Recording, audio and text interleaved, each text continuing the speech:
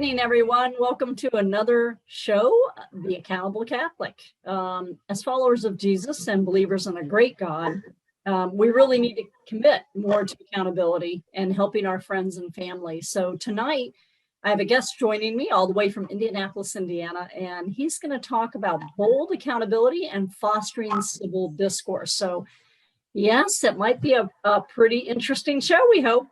So good evening, Mr. Parveen Chan. Appreciate you coming to Charlotte area, I guess, from Indianapolis.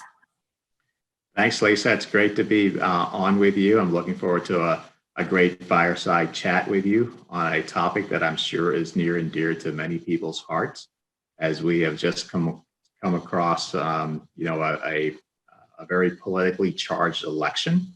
And I think this is a topic that is front and center for many people, so I'm glad to be here with you. Well, thank you so much. Yeah, I think we have a little bit of challenge in the civil discourse, right, in our country. We're a little bit divided, and that's the whole purpose of tonight's show, is especially as Christians and those that really believe in a God that wants us all to be much nicer, I think, and respectful to each other. So Parveen, your background is phenomenal. I think you've come to America as an immigrant with your family. You had some ups and downs in life for sure, and now you're a senior executive of a very large healthcare system, and I think that's extremely successful, and I think living the American dream, right? So can you share with our listeners your story? Absolutely, Lisa. I'd love to. So as you said earlier, I am an immigrant. I immigrated along with my brother and sister, along with my parents, in 1975 to the United States from India. We lived in the Washington, D.C. area, as well as New Orleans, Arlington, Dallas. I've lived outside of Chicago as well as Omaha. Grew up for the most of my life was in St. Louis, and now I've been here in Indianapolis.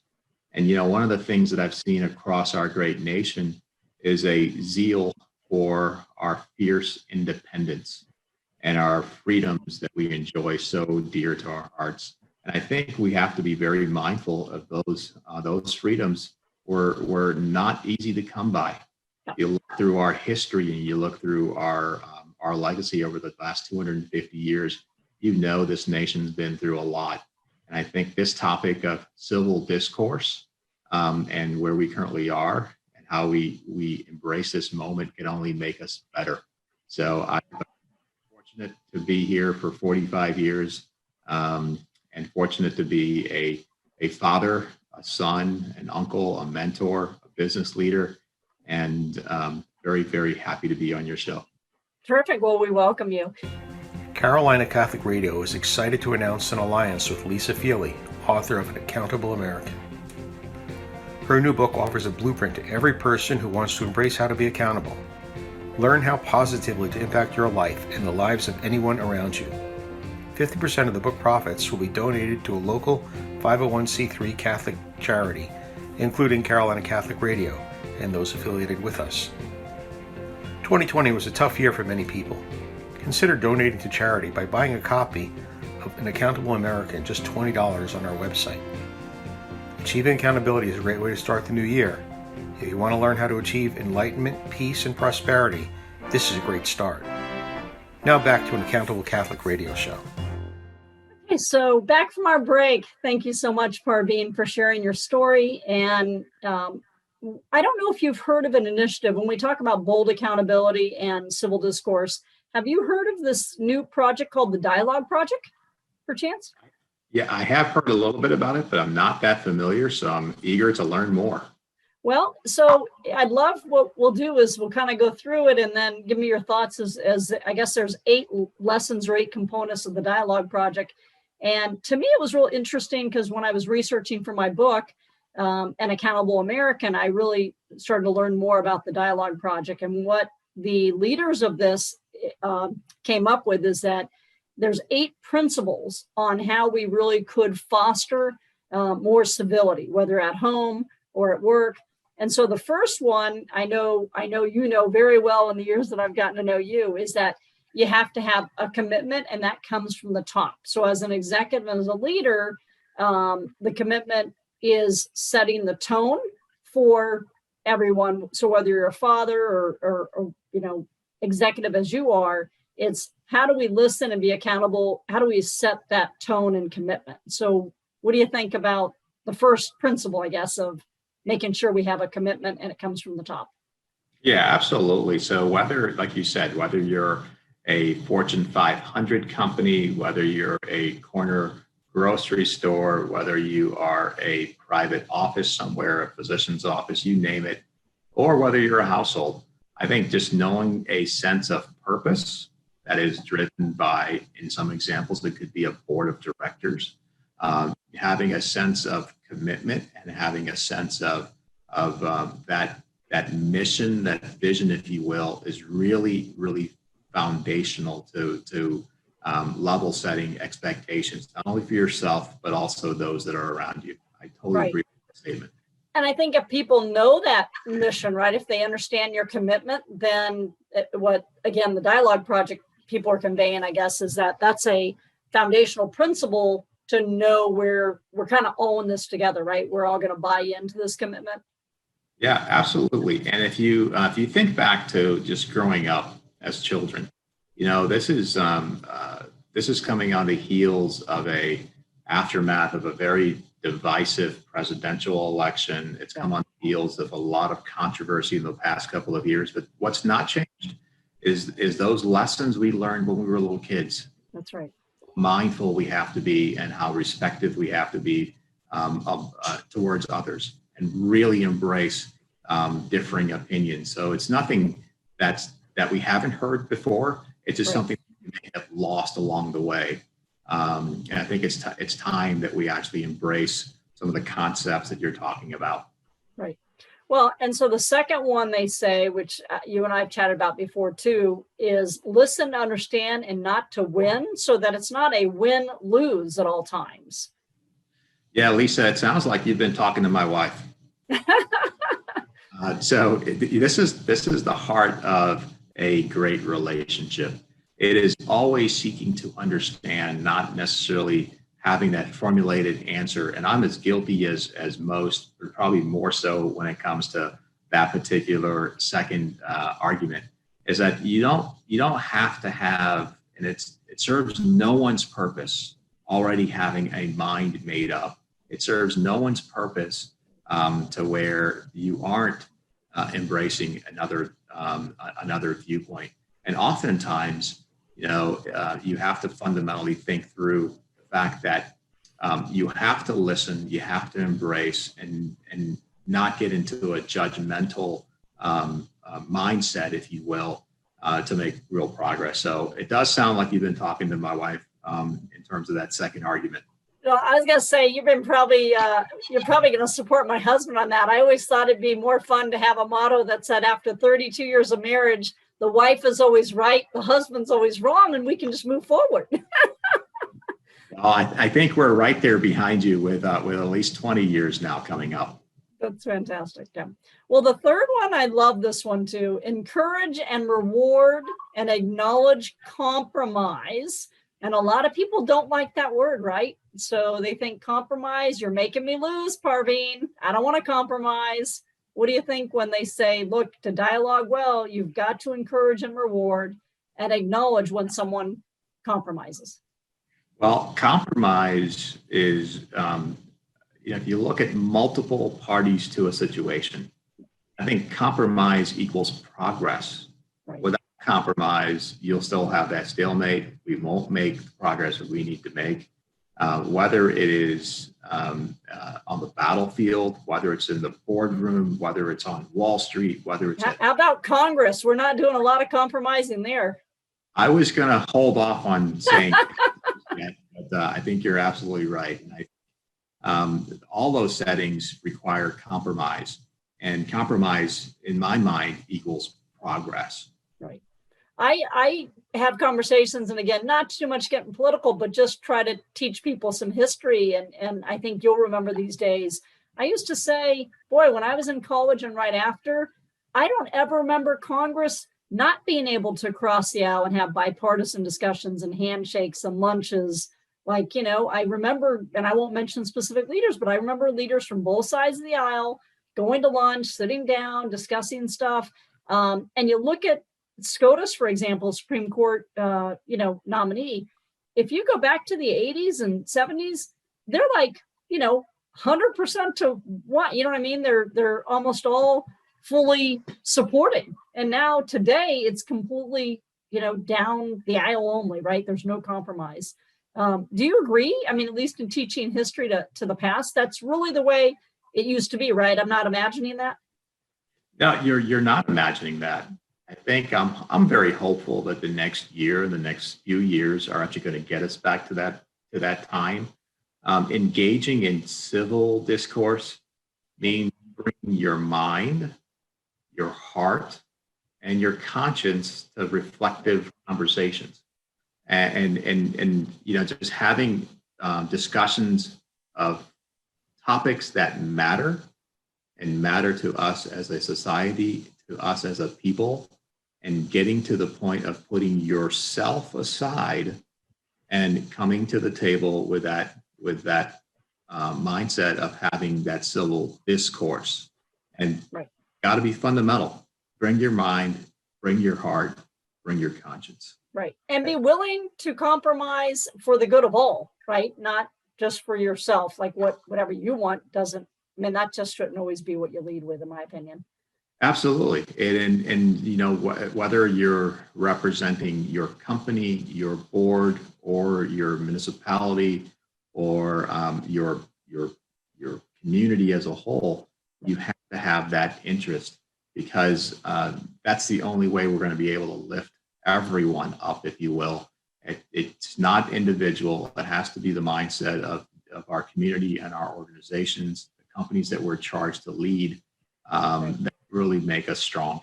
Right. And I think that's why I love the topic tonight of bold accountability with, to get us to civil discourse, because if you're not going to be boldly accountable, I think you have a hard time being willing to have foster civil discourse, in my mind. But number 4 is you have to value diverse points of view and make space for new ideas. So it's exactly what I think you and I have been talking about a lot, right?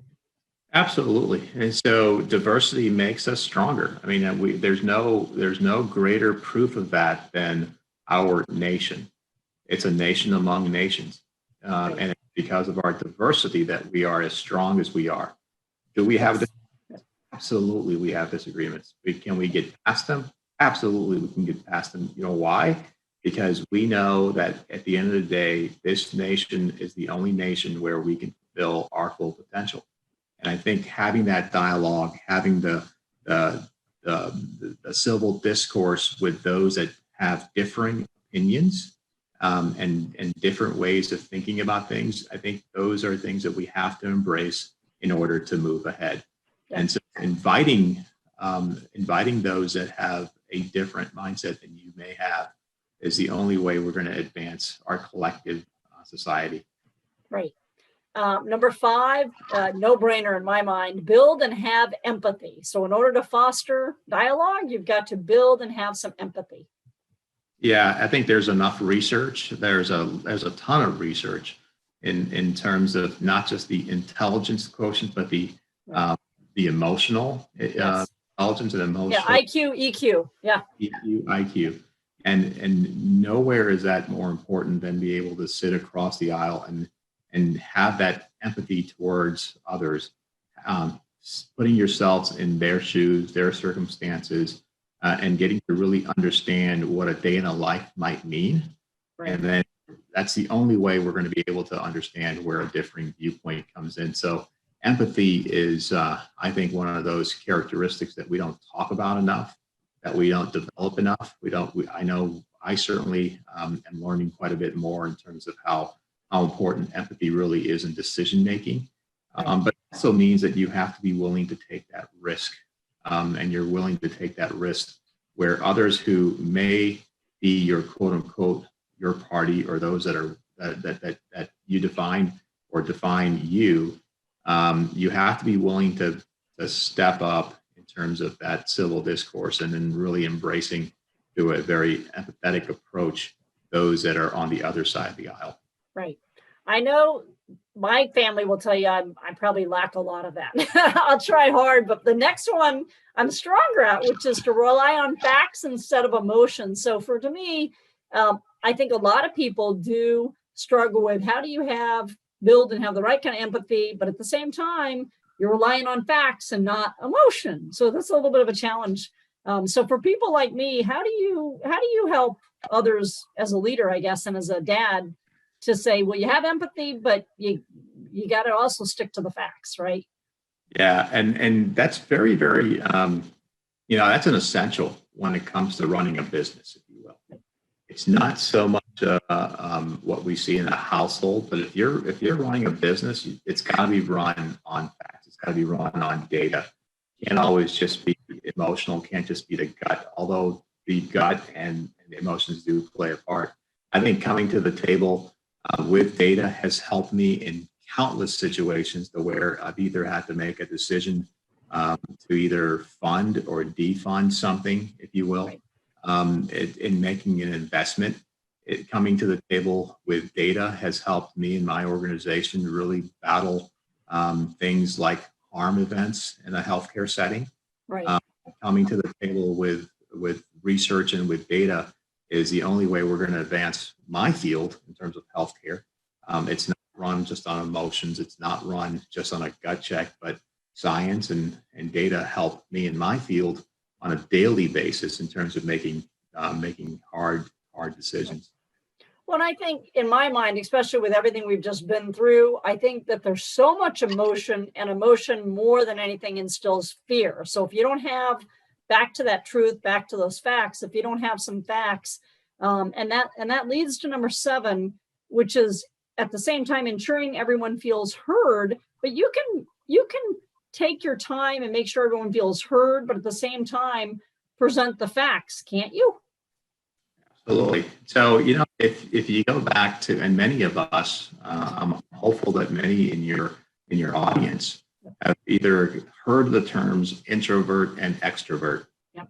Most of us either define ourselves by being an introvert, or some are extroverts, and some are somewhere in the middle. But I think just understanding something as simple as an introvert or an extrovert helps us really define, or helps us understanding where people are coming from.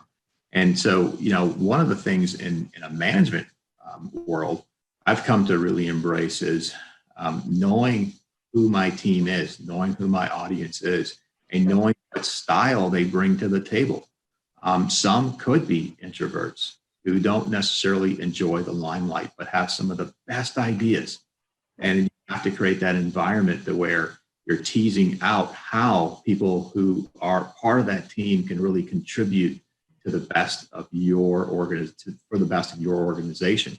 Right. I think creating that kind of environment and fostering that culture is paramount. And so one of the things that I'm reminded of is, I spent probably a better part of half of my career in a faith-based organization, to where it was really founded on the teachings of St. Francis. And if you really think through how he led his life, and how he has led a legacy now that's almost 850 years in the making, of really embracing those that were different, those that were not like him, and really, really getting to a point of where making society stronger really meant commitment, really meant doing something different, and really doing purpose. Right. No, I love that. I think when you talk about introvert and extrovert as well, I think what's so important is learning those lessons are critical. When I first started out in management, I'll never forget, we have so many different cultures, right? Because we are a melting pot, right, in our country. And I was in New York City, and I'm a 25-year-old brand new manager, and I had quite a few employees that reported to me that were from Jamaica. And I'll never forget, I got in really early in the morning, and I would just already be working for 3 hours by the time they came in, right? And so I never remembered at that point to say, good morning, how was your weekend? How was this? How was that? And I just didn't think about it. And so finally, about 4 months in, when we started having a lot of, I guess, havoc, right, and some confrontations, one of the junior level managers said to me, well, this could all change if you would just say good morning, and acknowledge that, we're coming in, we haven't seen you over a weekend, et cetera. And I just thought, wow, I didn't think to take the time to see it from their perspective. And a lot of them were very introverted people, and I'm a very extroverted person. And so it was a wake up call to say, you know what, look at how little I needed to do to make a difference, that they felt like they were being heard by just being greeted instead of just work. And I was already in that mindset because I was already there for a few hours. So I think it's important that everyone feels heard. And then you said earlier, and I think it builds up trust, right? They feel like you've got their back. So the last one for the dialogue project is always start at the root of the problem. So try to get to the root of the actual issue by talking to people, getting that going. And I think that's sometimes tough, right? Because people don't sometimes want to tell you what the real problem is. Have you had that situation ever? Absolutely. And oftentimes, so in our healthcare settings, we often do what's called a root cause analysis. Yeah. That is very, very similar to what you're talking about, is that seeking to understand why something happened. And it doesn't mean that there's going to be a personal failure.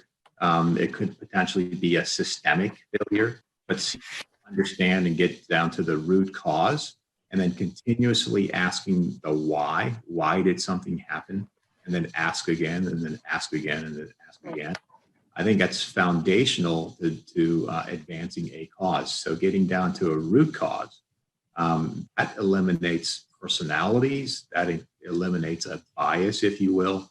But if you can fundamentally get down to a root cause, and this is evident by just what you just said in terms of your example, you took it upon yourself, and congratulations to you for even doing that at a stage with those colleagues, that you took it upon yourself to really seeking to understand, getting down to a root as to how they were thinking about something. So getting down to a root cause, I think, is it serves us well because we get to understand the truth. I need to have you join me on my Lean Six Sigma class, because obviously the 5 whys, a very good tool, asking why 5 times, and root cause analysis and value stream maps. Those are all relevant. And it was really fun. So when I wrote my book on accountability, I based it off of a lot of lean methodologies, because I do think, again, all the basics of what we're hearing, whether it's the dialogue project, whether it's a growth mindset, is we're all people, right? We're all people.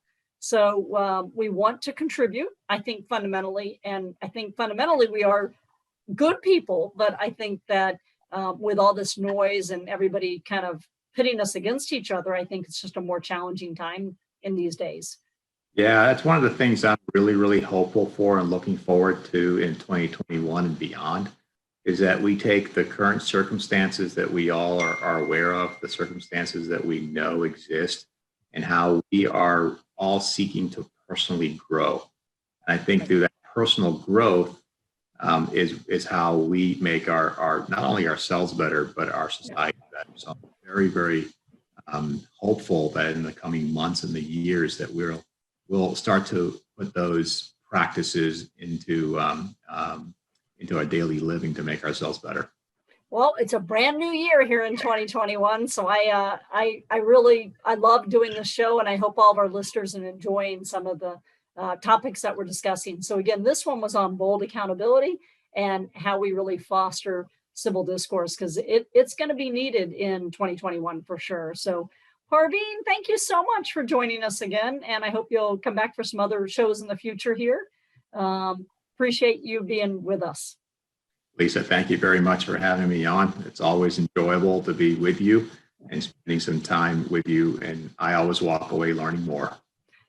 Well, it's always fun. And our listeners, I know, at least I hope they do enjoy it. So for those of you out there listening, if you want to learn more, please join us at Carolina Catholic Radio.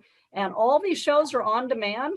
But I hope you'll join us again next Thursday at 5 p.m. This is Lisa Feely, your host of An Accountable Catholic. Have a very blessed week.